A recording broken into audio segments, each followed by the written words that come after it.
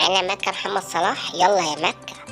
الله الله الله الله، بتعدي من واحد وبتعدي من التانية. ايه المهارة دي؟ ايه الحرفانة دي؟ ايه الجمال ده يا مكة؟ الله الله الله الله الله. بص ايه ده، بتعدي تاني وراجعة. برضه نفس البنت برضه بتوقعها تاني. ايه المهارات العالية دي يا مكة؟ ما شاء الله. أعزائي مشاهدين قناة خلطبيطة، أهلا وسهلا بكم.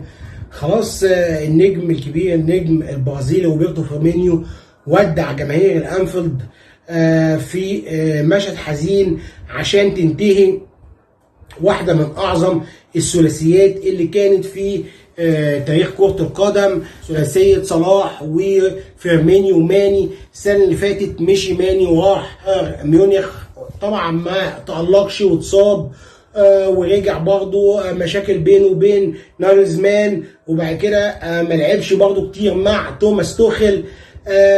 هيحاول، في اخبار انه هيروح تشيلسي، عايز بيفاوضه يرجع الدوري الانجليزي، وفي اخبار ان هو عايز يقعد ويثبت نفسه في بايرن ميونخ. هنشوف ايه اللي هيحصل.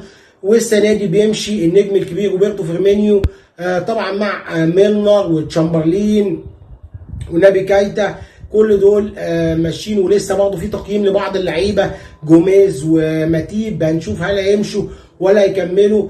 روبرتو فيرمينيو وفي وداعه نجمنا المصري محمد صلاح بيصنع له اخر هدف، زي ما روبرتو فيرمينيو صنع لصلاح اول هدف ليه في الدوري الانجليزي وسجله محمد صلاح. كان بصناعه روبرتو فيرمينيو محمد صلاح بيصنع ليه فيرمينيو الهدف الاخير في مسيرته.